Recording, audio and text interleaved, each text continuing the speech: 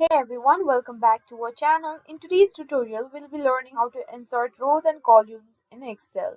Whether you're a beginner or looking to refresh your skills, this tutorial is for you. Let's get started. First, let's talk about how to insert rows.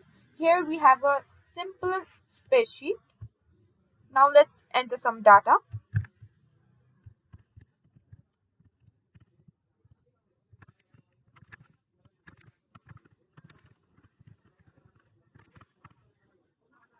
Now to insert a row, you first need to select the row below where you want the new row to appear.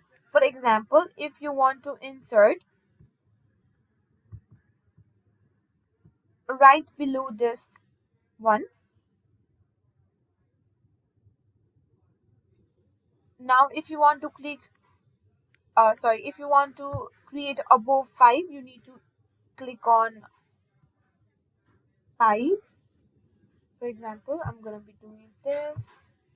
Now right click on it, click on insert, and there you have it.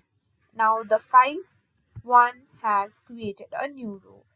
Simply, if you want to add a new column, what you need to do is, in which column do you want?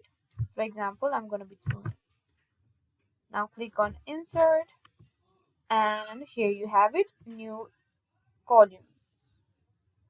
And that's it. You learned how to insert rows and columns in Excel.